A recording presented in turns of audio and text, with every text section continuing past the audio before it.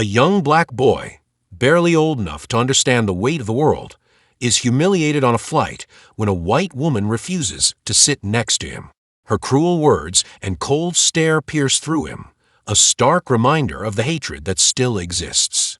Little does she know, the boy's silence hides a truth that will shatter her prejudices and her life. Before diving into this gripping tale, let us know where you're watching from in the comments, and don't forget to subscribe to the channel to catch more inspiring stories like this one.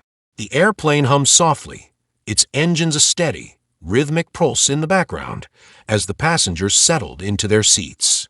The fluorescent lights flickered slightly, casting a sterile glow over the cabin. It was an ordinary flight, or so it seemed at first. But there was something about the air today, something heavier than usual, as if every inch of space was charged with an unspoken tension. The flight attendants moved up and down the aisles, their smiles plastic, the business of serving drinks and snacks more mechanical than genuine. Outside the window, the sky stretched endlessly, a brilliant azure that seemed almost too perfect. But inside this metal tube, something was brewing beneath the surface, a moment about to unfold that would change everything. Among the passengers, a young black boy sat alone by the window, his eyes focused on the passing clouds. His name was Elijah, and at 12, he already carried an old soul. Despite his age, there was something remarkably serene about him, a quiet strength that stood in stark contrast to the chaos of the world around him. His mother had always said he was wise beyond his years, but it wasn't wisdom that guided him now. It was a deep sense of unspoken discomfort, the kind that had followed him for as long as he could remember. Elijah was no stranger to feeling out of place. He was used to being the only person of color in a sea of unfamiliar faces. But today felt different. He didn't know why, but as he looked around the cabin, the unease gnawed at him in a way it hadn't before. His gaze shifted to the woman sitting across the aisle, a woman whose very presence seemed to challenge the calm of the moment. She was in her late 30s, with platinum blonde hair and an icy demeanor that seemed to radiate an invisible wall between her and the rest of the world. Her eyes, narrow and cold, scanned the cabin with a detached, almost disdainful air. She wore expensive sunglasses, even though the plane's interior was dimly lit, and her posture was stiff, as though she were too important to engage with the ordinary people around her. Her name was Deborah, and she was the kind of person who never had to try to be noticed. She was the sort who felt that she was above the rules, above the world itself. Elijah had noticed her as soon as he walked down the aisle. There had been something about her, the way she looked at him as he passed, the slight sneer that curled the edges of her lips, the subtle tension that formed when their eyes met for just a fraction of a second. He looked away, trying to shake off the feeling. He had been here before, had been on the receiving end of stares, judgment, and even outright disdain from people like Deborah. But today, it felt different, more palpable, more suffocating. Elijah's fingers curled around the armrest, his small hands gripping it tightly as he tried to ground himself. He wasn't sure why, but something about Deborah unsettled him.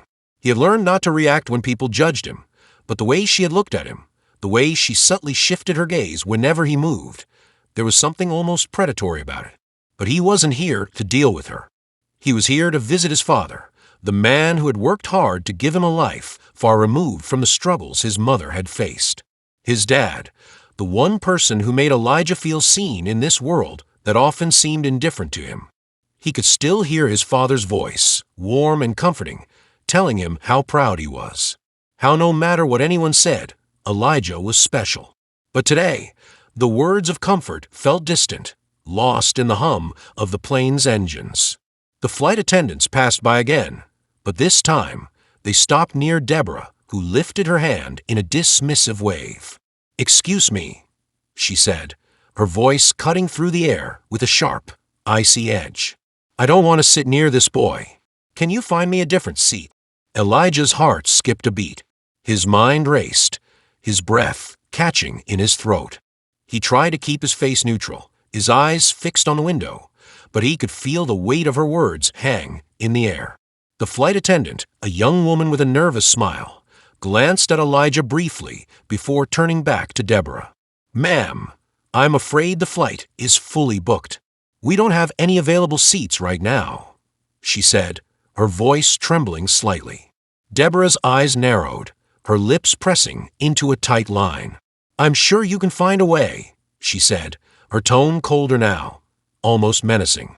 "I am a valued customer. I won't sit next to this child." The tension in the cabin was palpable now.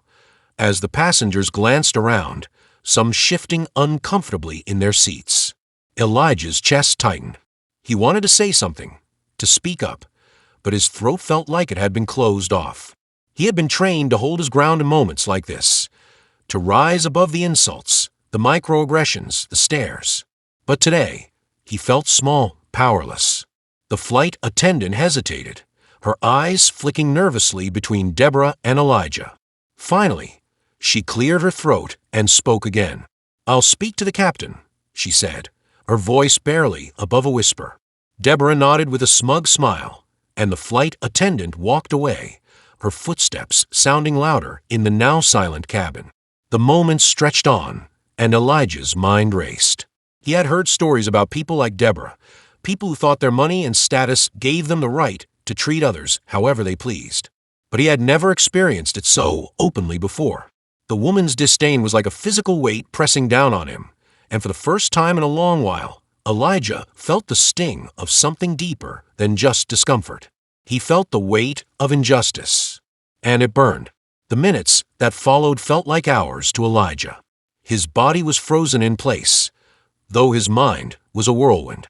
He could still hear the soft hum of the plane's engines, but it felt distant now, like a sound from another world. His heart raced, every beat loud in his ears. He stole a glance at the woman, Deborah, who was sitting across the aisle from him, still glaring at him with disdain. She seemed to enjoy the discomfort she was causing, a twisted satisfaction that only made the weight on his chest grow heavier. The flight attendant returned, but her face had changed. It was pale, tight with anxiety, as she approached Deborah's seat. "Ma'am," she said, her voice shaking, "I'm sorry, but we've checked with the captain. There's no way to move you right now. You'll have to remain where you are." Deborah's lips curled into a tight, contemptuous smile. She leaned back in her seat, folding her arms across her chest as though she had won some great victory. "This is unacceptable," she said, her voice dripping with superiority. "I demand to speak to the manager. This child is not my equal, and I will not sit near him." The word child stung. It was a label Elijah knew all too well, but hearing it from Deborah's mouth, spoken with such venom, cut deeper than any insult he had faced before. He wanted to shout back, to tell her how wrong she was, to let her know that he deserved the same respect as any other passenger. But the words caught in his throat, trapped by the lump of hurt and anger that had formed there. The flight attendant, now visibly uncomfortable, stood awkwardly in the aisle, looking to the other passengers for support. They all pretended not to notice, heads down, eyes glued to the magazines or screens in front of them, as if they were all complicit in this silent battle. Elijah closed his eyes, taking a slow, steadying breath, trying to hold it together. His hands were still gripping the armrest, his knuckles white, and the unease inside him only grew. He could feel the weight of the moment, the oppression of the situation settling in around him. How many times had he sat in this very position, the target of people like Deborah, whose arrogance and ignorance made them blind to the humanity of others? How many times had he tried to shrug it off, to convince himself that he was above it, that he was better than the labels society tried to pin on him? But today, for reasons he couldn't explain, it felt different. He could feel the sharp sting of Deborah's gaze, like a slap to his skin, and it made him question everything he thought he knew about the world. The hum of the plane's engines roared louder as the captain's voice crackled over the intercom, but it did nothing to quiet the tension in the cabin. "Ladies and gentlemen, we are now beginning our descent into Chicago O'Hare. Please make sure your seatbelts are fastened and all your personal items are secured. We will be landing shortly." The announcement was routine, but for Elijah, it was a signal that this moment, this confrontation, was about to come to a head. He felt the urge to escape, to get up and walk to the bathroom, just to put some distance between himself and the woman who had made him feel so small. But he didn't. He stayed in his seat, his hands still gripping the armrest, trying to steady his breathing. Deborah, meanwhile, was oblivious to the effect her words had had. She was now scanning through a magazine, her expression one of complete disinterest, as though Elijah's existence was no more important than the noise of the plane. The contrast between her confidence and Elijah's internal storm was jarring. Then, to Elijah's surprise, Deborah's voice pierced the air again, sharp and full of entitlement. "I will not be treated this way," she said, her voice now trembling with barely contained rage. "I have had enough." Elijah froze, looking up at her. But she wasn't talking to him. She was speaking to a man sitting 2 rows ahead of her, who had just turned to glance back at her, as if sensing her growing frustration. He was an older man, dressed in a well-tailored suit, his face lined with age and experience. His eyes were sharp, and as they met Deborah's, something shifted. Elijah couldn't explain it, but it was as if the older man had a certain understanding, a knowledge of what Deborah was about to do. "Excuse me," Deborah called out, her voice loud enough for everyone to hear now. "I need you to switch seats with me. I will not sit next to that boy." Elijah's heart dropped. He could feel every set of eyes in the cabin shifting toward him, some pitying, some disgusted. Deborah's words hung in the air like poison, and Elijah could already see the ripple of tension spreading through the cabin.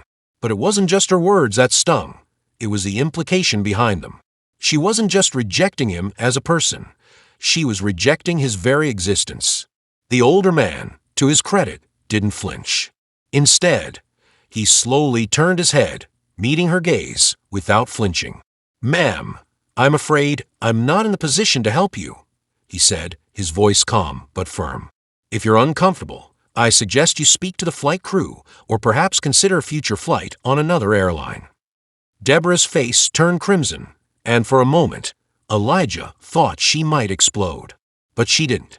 Instead, she scoffed, her eyes narrowing in contempt. "You're all the same," she muttered, shaking her head. "I don't know why I bother." She turned back to face the front of the plane, her body stiff and unyielding, as though she had made her point.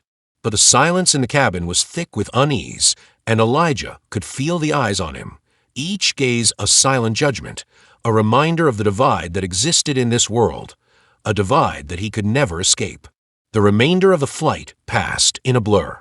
The cabin slowly settled into its descent as the plane's engine shifted, a low rumble that vibrated through the seats.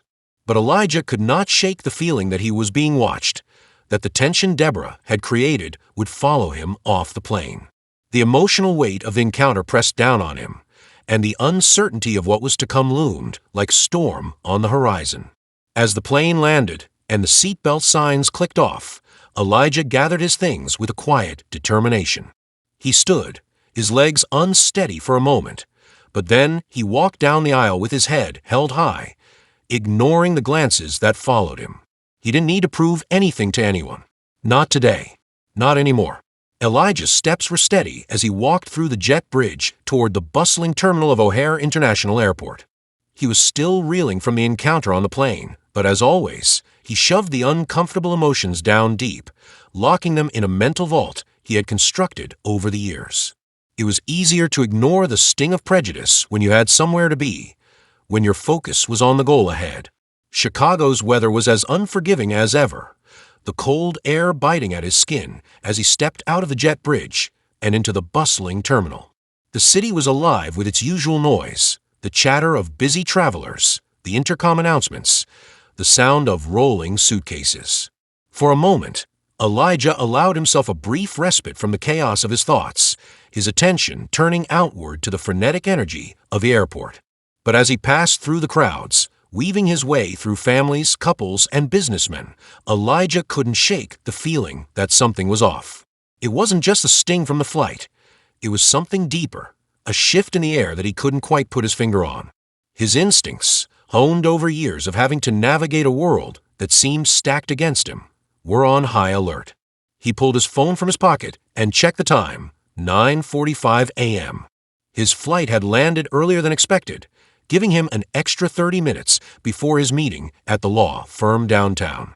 He glanced at the sign above the escalators. Baggage claim, lower level. Elijah wasn't in a hurry. He had time to spare. As he descended the escalator, he felt an inexplicable weight settle on his chest. He wasn't sure why, but a small voice inside whispered that today would be different. As he reached the bottom, his phone buzzed with a message. He glanced at it. Unknown number. Elijah, we need to talk. I know what happened on that plane. Meet me at gate 15.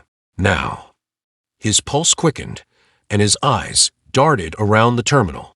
There was no indication of who the message was from, but the words themselves were enough to throw his mind into overdrive. Who could have seen what happened on the flight? And why would they want to meet him so urgently? The gate number rang a bell, but Elijah couldn't place it right away. He had flown through O'Hare countless times, but there were so many gates, so many people. It was hard to remember specifics. And the timing was strange. Why would someone want to meet him right now? He hesitated, torn between curiosity and caution. This could be a setup, a trap. But something in the message tugged at him, an undeniable feeling that this wasn't just some random, meaningless encounter. The events from the flight still lingered in his mind. The feeling of eyes upon him, Deborah's sneer, the tension in the air. Perhaps this was connected. Perhaps this was something he couldn't afford to ignore. As if guided by an invisible force, Elijah began walking toward gate 15. His steps were quick, but he kept his gaze alert, scanning the faces around him.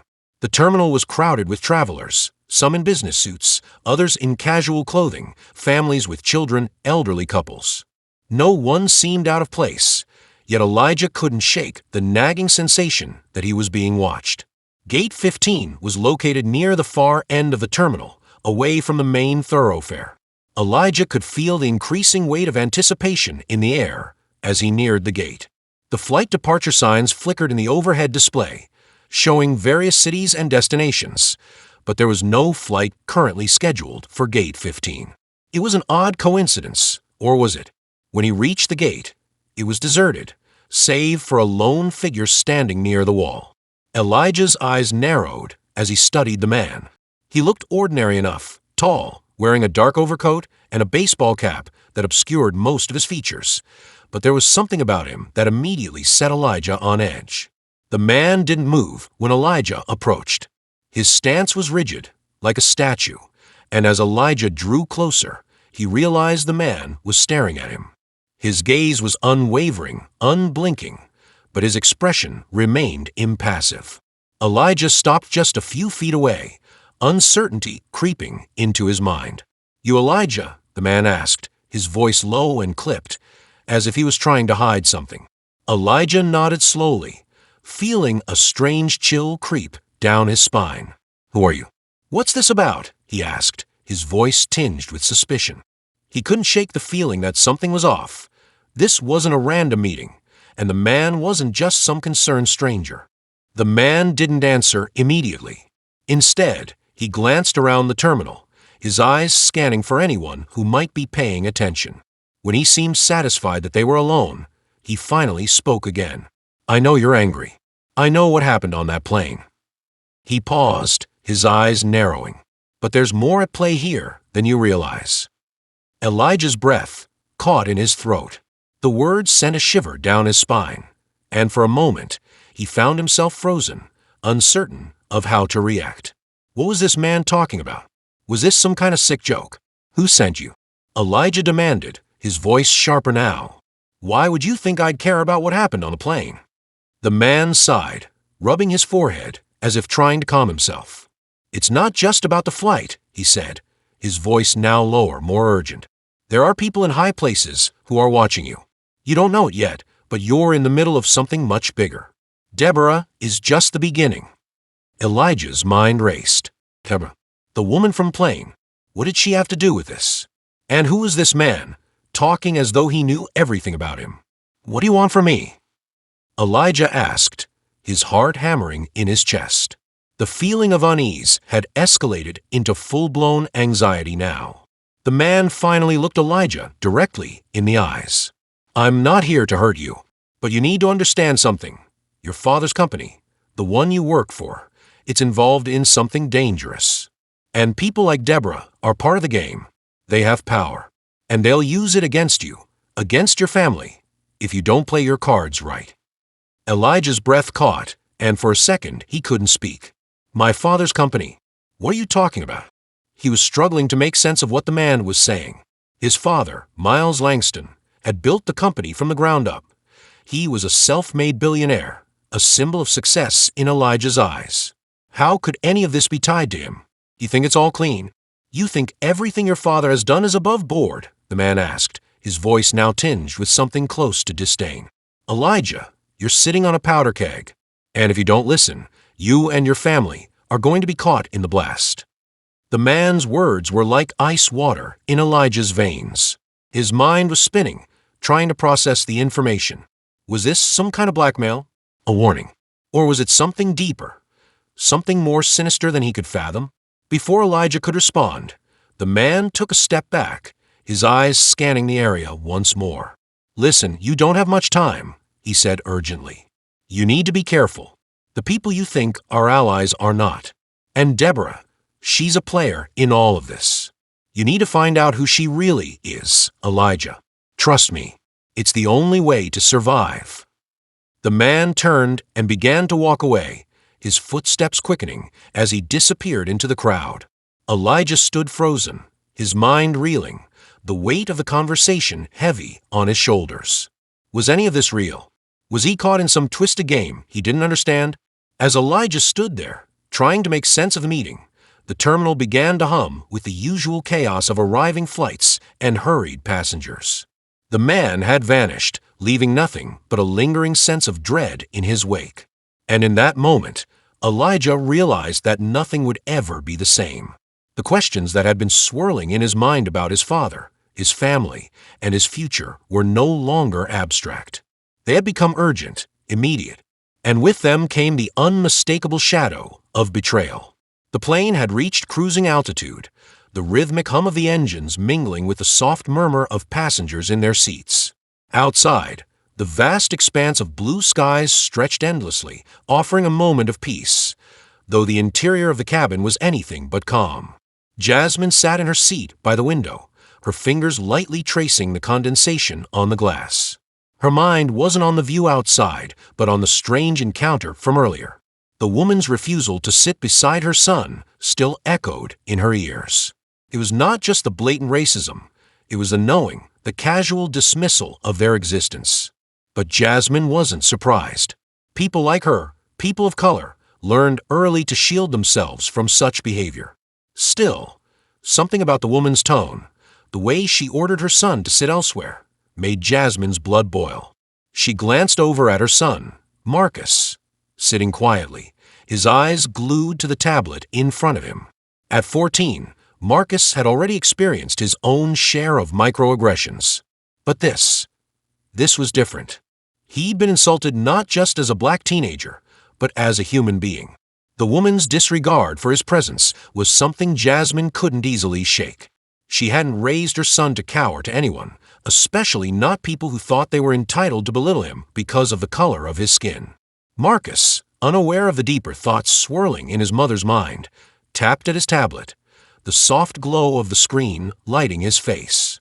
He didn't show it, but he had felt the sting of the woman's actions as well. He'd grown accustomed to subtle racism, the kind that crept into everyday situations, but this had been overt and in his face. His mother's protective gaze didn't escape him, and he appreciated it, though he'd never say it aloud. Marcus had been taught to fight his own battles, but there were moments when he needed to lean on her strength, and this was one of those moments. Across the aisle, the woman who had made the comment earlier sat, now pretending to read a magazine. Jasmine caught her eye briefly, but instead of the confrontation she might have expected, the woman quickly turned away, as if embarrassed by the lingering tension. Jasmine's eyes narrowed. She hadn't let it go, and she wasn't going to. Not yet, anyway. Just then, a sudden turbulence shook the plane, and Marcus's hand shot out to grab the armrest.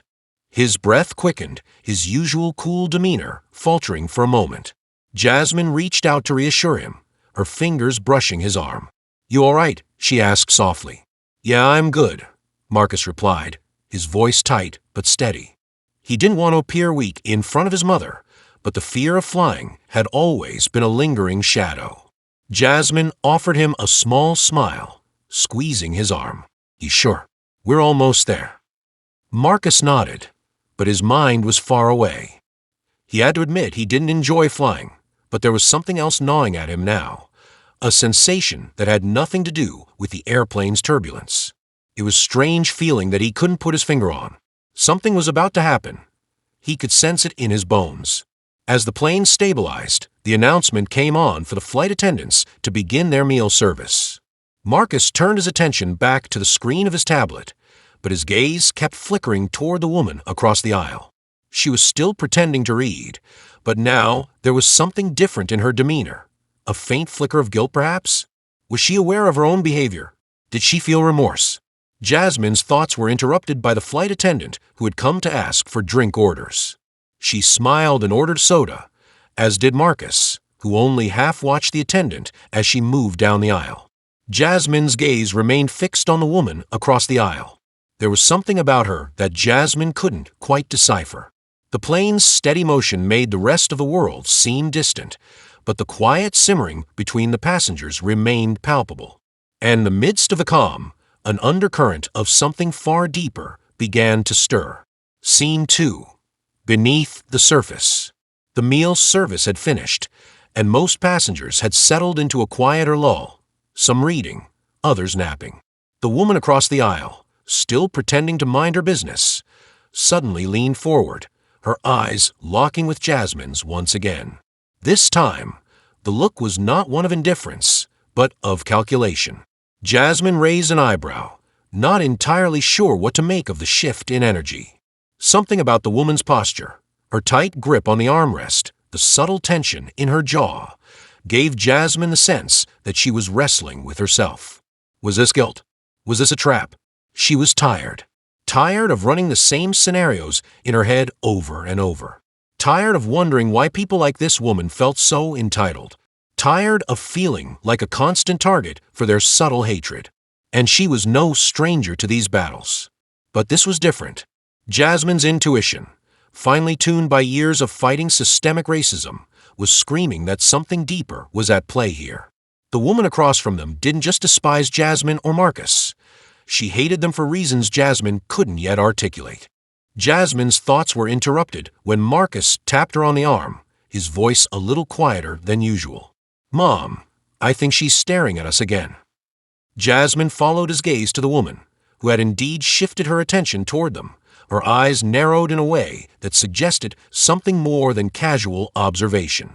Jasmine forced a polite smile, but inside, her gut was twisting. As if on cue, the woman spoke, her voice just above a whisper. "I know what you're thinking," she said, her words direct and sharp. "I've seen you before." Jasmine blinked, her pulse quickening. "What do you mean?"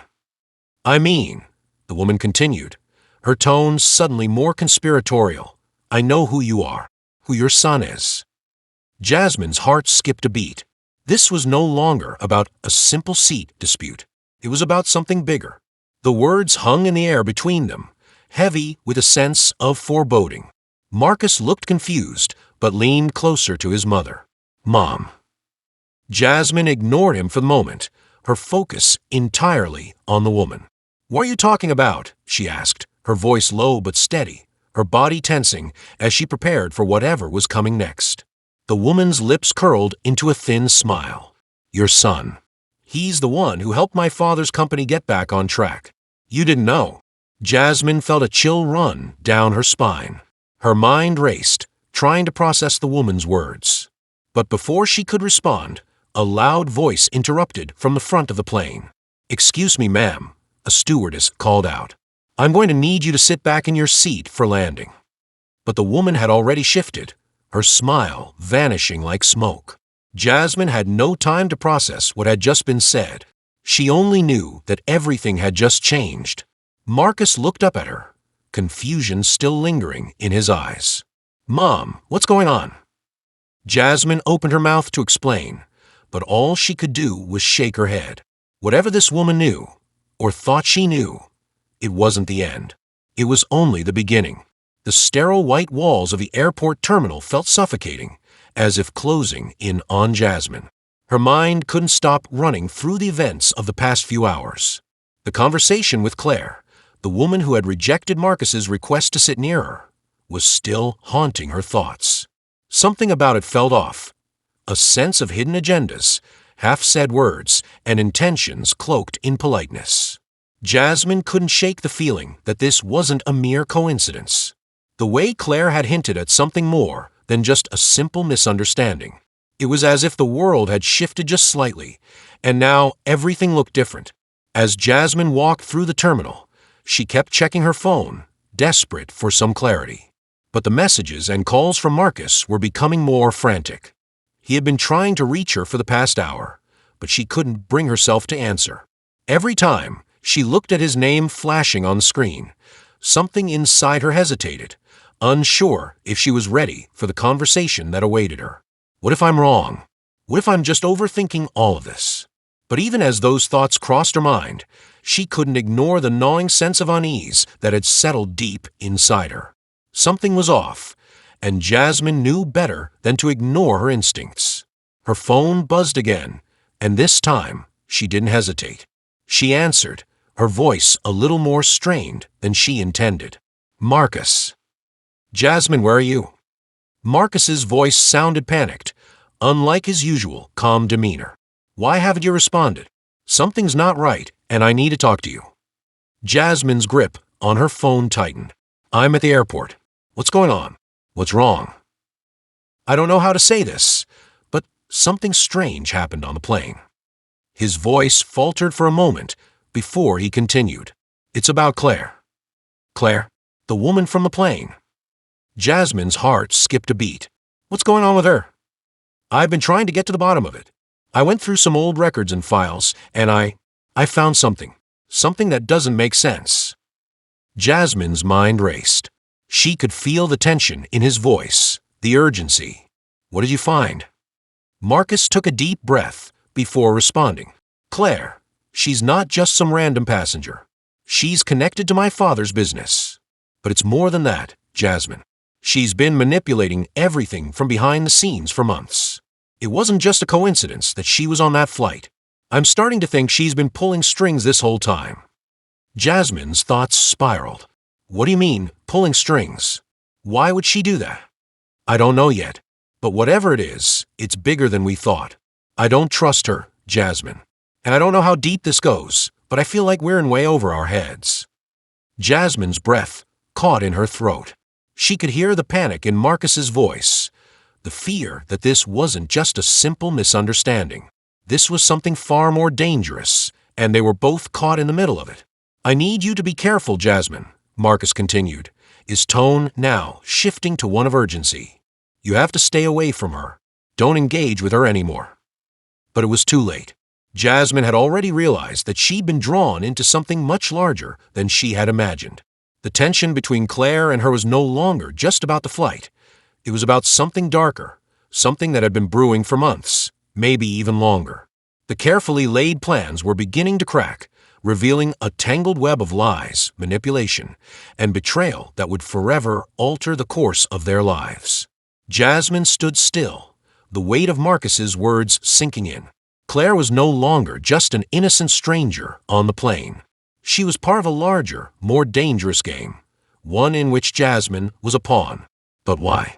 Why would Claire, someone who appeared so sweet and composed, be involved in something so sinister? And the bigger question lingered. What was Marcus's connection to all of this? What had he stumbled upon that made him sound so afraid? Before Jasmine could ask more questions, Marcus's voice broke through her thoughts. Jasmine, I just found something that might explain it all. What? Jasmine whispered, feeling her heart race. The CEO of my father's company, Marcus said, his voice trembling with emotion. He's been making deals with people like Claire for years.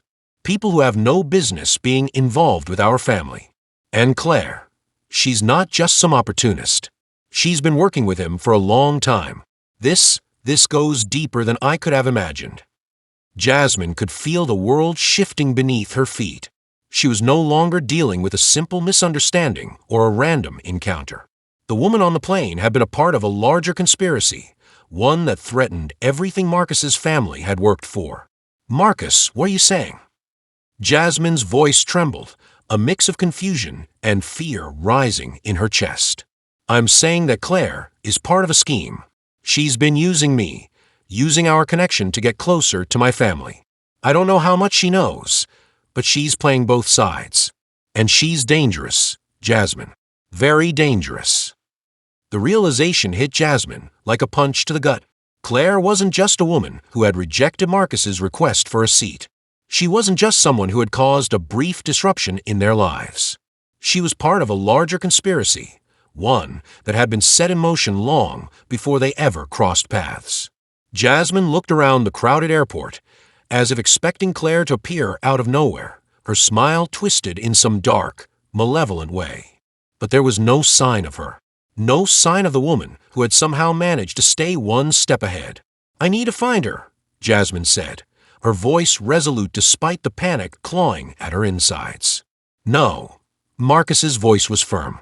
"You need to stay away from her. This is bigger than both of us, and we don't know what she's capable of. Promise me you'll stay safe." Jasmine hesitated for a moment before nodding. "I promise. But I need to know everything, Marcus. I need to understand why she's doing this, and how we can stop it."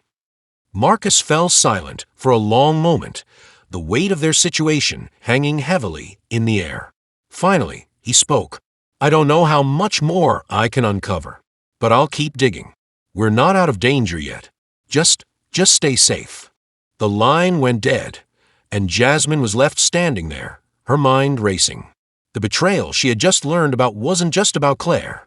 It was about everything she had known. Her entire reality had been turned upside down in a matter of hours. As she looked around at the bustling terminal, the people moving about their business, she felt more alone than ever.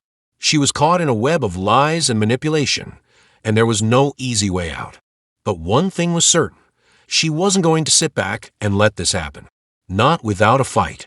The plane hummed steadily as it sliced through the vast expanse of the sky, its rhythm a reminder of how small the world felt at 30,000 feet. It was supposed to be a quiet flight, a simple journey from one city to another, a bridge between two places that were far apart yet, in some strange way, closer than ever. But for Samara, nothing felt simple anymore. The events of the past few hours weighed heavily on her chest, each thought pressing down like a brick, too heavy to shake off. The flight had started like any other, but now, sitting in the cramped seat, her fingers curled tightly around the armrest, she couldn't escape the unease creeping under her skin. She glanced over at the woman seated beside her. Her posture was stiff, and her eyes flickered occasionally toward Samara, an expression that could only be described as discomfort. No disdain. It wasn't the kind of glance that people gave one another on flights, a casual look over before settling into their own spaces. This was something different. The woman hadn't said a word yet, but Samara could feel the tension mounting, growing in the air between them. "Excuse me," Samara began, her voice steady but sharp, almost too sharp for the confines of a plane cabin. "Are you?" But before Samara could finish, the woman turned, her lips curling into a smile that felt more like a smirk. "I'm sorry, but I can't sit next to you." The woman's voice was thick with the kind of superiority that only people like her could muster. Samara's eyes widened in surprise. "What?" she said, unable to fully process the words. I can't sit here. I'm not comfortable," the woman stammered, her face flushed, avoiding Samara's eyes. "Is there another seat available?" Samara blinked, taken aback by the audacity. She had faced prejudice before, but this was different. This wasn't an isolated incident, nor was it the quiet whisper of suspicion some people wore like an old coat. No, this was something colder, more calculated. A flight attendant approached, sensing the exchange. "Is there a problem here?" she asked, her voice courteous but clearly concerned. The woman hesitated, eyes darting nervously before she smiled again. But this time, it was strained. "I'd like to be moved, preferably somewhere farther away from her," she said, her voice rising just a touch. The flight attendant glanced at Samara, then back at the woman. "We can try to accommodate you, ma'am, but this is a full flight," she replied, her tone polite but firm. For a moment, everything hung in the balance. Samara couldn't quite understand why this was happening, but she could feel the shift. The weight of judgment, the invisible wall that the woman had just built around them, was undeniable. And Samara, she was stuck in its shadow. The flight attendant, clearly caught in the middle, didn't seem to know how to navigate this kind of situation. "Maybe we could find a solution," she suggested, casting a look between Samara and the woman. Samara was already standing, the tension rising in her chest like a storm gathering on the horizon. The woman's disgust, her refusal to sit beside Samara. What was it? Why was it happening now? Of all places. A plane, in the air, where everyone should be bound together by the shared experience of flight. "I'll just move," Samara said, her voice thick with anger she hadn't fully recognized until now. But the woman stopped her, the false smile still in place. "Thank you," she said with forced sweetness, her eyes flickering to the flight attendant. "I think I've been given a sign to sit somewhere else." The words were small, but their impact was enormous. The woman's face held the kind of smugness that could drive someone mad, and Samara's insides boiled with a rage that was hard to contain. The seat beside the woman remained empty for the rest of the flight, though the tension in the air was far from gone. Samara's mind raced. What had just happened? Was it just a random act of prejudice? Or was there something else? Something darker, more sinister, behind the surface?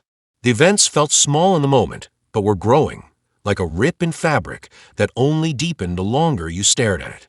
Samara didn't know if she was being paranoid, but the feeling of being watched never seemed to leave her. The woman hadn't said much, but her eyes had spoken volumes. There was more to this than a simple refusal to sit next to someone. Samara couldn't shake the feeling that something was being hidden. And then it happened. As the flight attendant returned to offer a drink, the woman, whose name Samara still hadn't learned, turned her gaze to the side window, her expression shifting from smug to something darker. Her lips parted, as if she wanted to say something but thought better of it. Samara felt a sudden, sharp pang in her chest. The woman's strange behavior, her discomposure, it all pointed to something deeper. "Could you tell me what's going on?" Samara asked, her voice quiet, deliberate, though her heart pounded faster with each word. She wasn't sure if she wanted an answer, but she needed to ask, to know. The woman shifted uncomfortably, her eyes flickering over Samara once again. But this time, there was something new, something that felt almost familiar. Samara frowned. The woman's hesitancy and her apparent discomfort were impossible to ignore now, especially with the way she kept glancing toward the front of the cabin. Samara followed her gaze, her heart tightening as she saw a man standing by the cockpit, holding a phone to his ear. He wasn't someone she recognized, but there was something unsettling about the way he looked around, his eyes darting from passenger to passenger.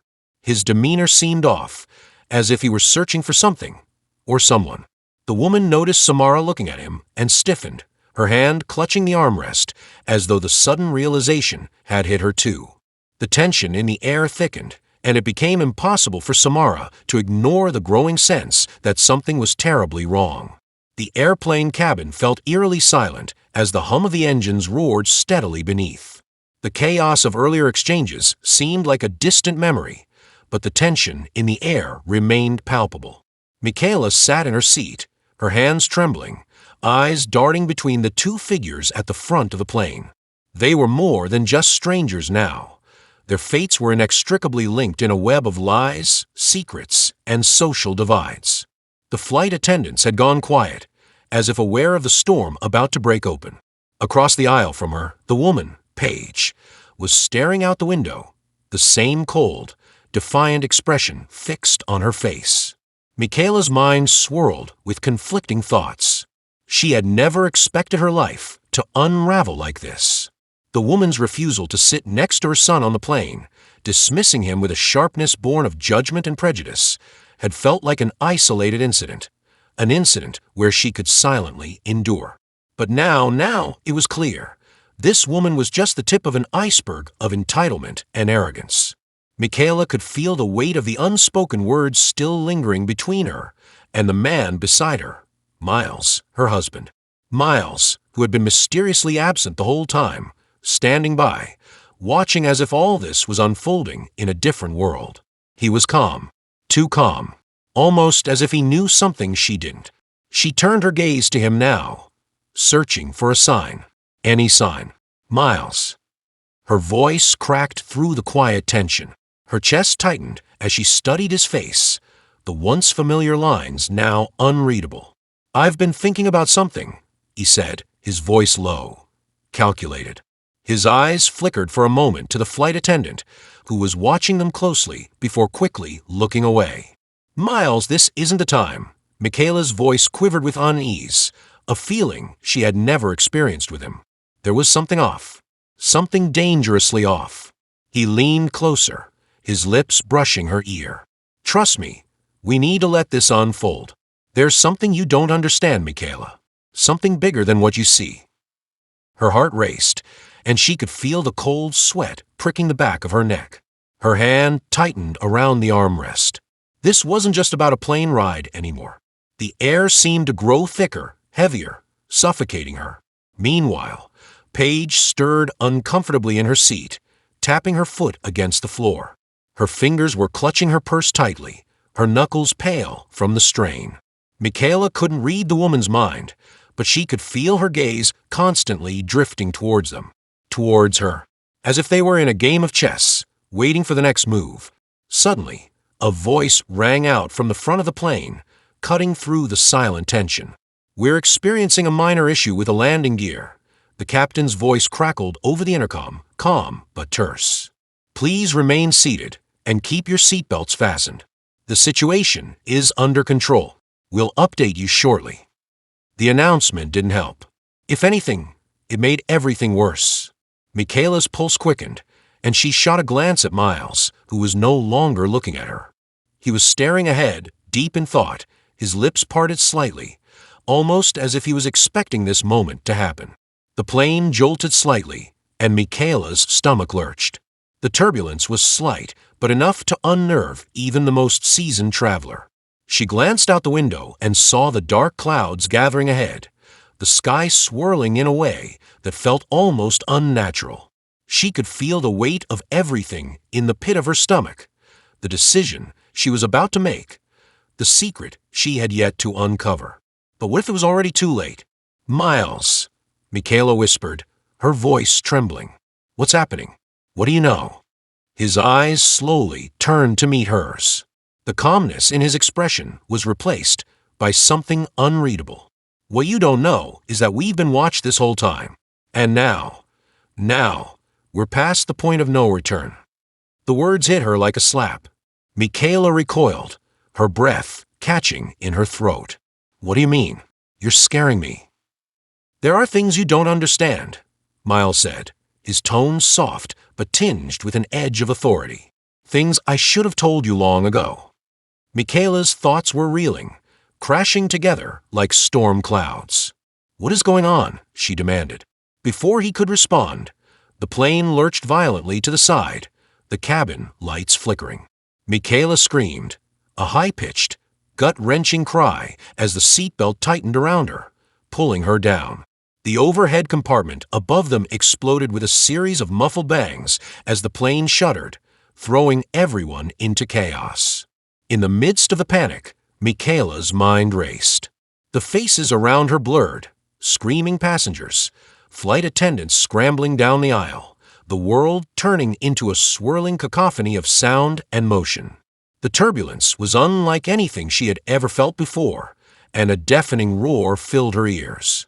Her eyes locked onto Paige, who had sprung from her seat, clutching the armrests, her face pale as the plane dipped and swayed in midair.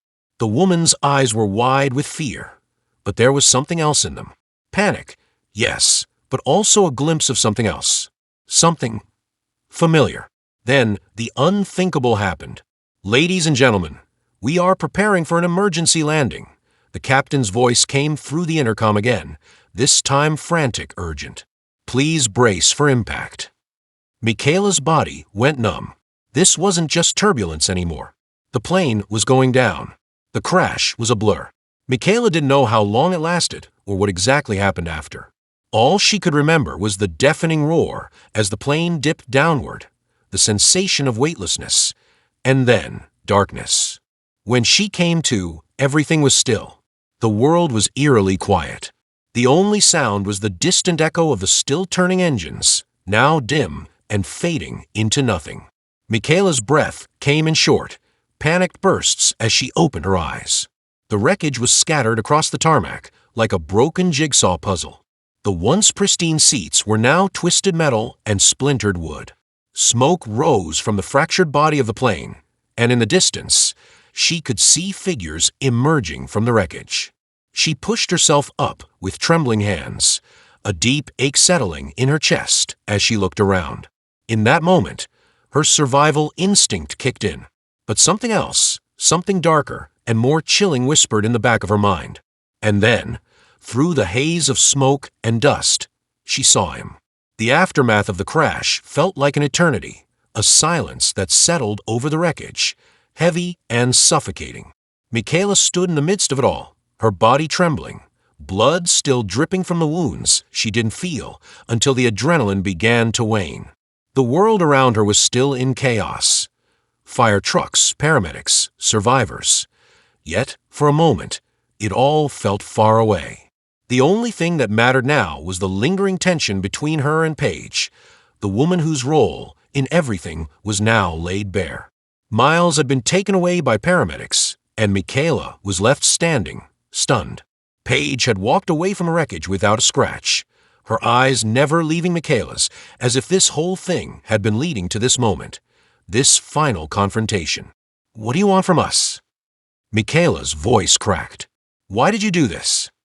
Paige was calm, collected. She had that same air of someone who knew the outcome before it even began. "I didn't want it to happen like this," she said, almost too calmly. "But it was necessary. You had to see the truth." Michaela's mind was reeling. She couldn't even begin to process all the implications of Paige's words. The woman before her, this stranger, had been a part of everything. She had been at the airport, on the plane, and now she stood here as though all of it was orchestrated. Michaela's heart ached, her breath shallow. She wanted to scream, to demand answers, but the weight of this moment left her speechless. "You have no idea how hard it is to you." Paige continued, her voice colder than ice. "How far someone like me has to go to protect everything they've built. People like you, people who think they can change the system, are a threat." Michaela's heart sank. She wanted to fight, but the revelation struck her like a thunderclap. "You," she gasped. "You're behind this. You orchestrated the crash. All for what? For power." Paige smiled, but it wasn't a smile of satisfaction. It was a smile of bitterness, of resignation. "Power is a means to an end. You think this is about control. It's not. It's about survival." Michaela stepped back, the magnitude of what Paige was saying crashing down on her like a wave. "Survival? What do you mean?" Paige's gaze hardened. "You think you can fight a system from the outside? You think you can change things with your righteous little crusade? The world doesn't work like that. I tried to warn you. I tried to show you that this isn't about right or wrong. It's about who gets to decide what's right." Her words cut through Michaela like a knife. She could feel the truth seeping into her bones, a slow realization of how deep the corruption ran. But there was something else in her voice, a trace of something vulnerable, something almost desperate. "I've sacrificed everything for this," Paige continued, her voice faltering for a brief moment. "You don't know what it's like to be constantly fighting against people who want to destroy everything you've built. I've lost everything: family, friends, respect. But what I have now, I'm going to keep it at any cost." The vulnerability in Paige's voice felt like a crack in the armor Michaela had been trying to break through. For the first time, Michaela saw the woman in front of her not as a villain, but as someone shaped by the same world, the same system. But that understanding didn't make the situation any less dangerous. Paige's eyes narrowed. You think you've won? You think you made a difference? The only thing you've done is put yourself and your family in danger. Michaela stood there, paralyzed, feeling the weight of everything. What had she fought for? Had it all been in vain? Had she truly made a difference? Or was it all part of the system's plan all along? The silence that followed was suffocating, as if the entire world had paused to wait for Michaela's response. Her hands trembled as she reached out, feeling the cold metal of the wreckage beneath her fingers. And then, almost without realizing it, she spoke. "Maybe I'm not trying to change the world," Michaela said, her voice hoarse but steady. "Maybe I'm just trying to change myself. Maybe that's all anyone can do." Paige looked at her, as if she were a puzzle she couldn't quite figure out. For a long moment, neither of them spoke. And then, slowly, Paige turned away, walking toward the wreckage of the plane, her posture stiff and resigned. "You've always had the choice," Paige said without looking back. "But you never really understood it." Michaela watched her walk away, the weight of the truth hanging in the air. The system was broken. There was no denying that. But as she stood there, reflecting on everything she had been through, Michaela realized something. She might not have all the answers, and she might not be able to fix the entire world. But she could change herself. She could start small. She could fight with the knowledge that, even in the face of overwhelming odds, there was still something worth fighting for. Her family, her values, the people who trusted her. The battle wasn't over. It had just begun. As the paramedics arrived, carrying Miles away on a stretcher, Michaela followed them, her heart pounding, but there was a strange sense of clarity in her chest.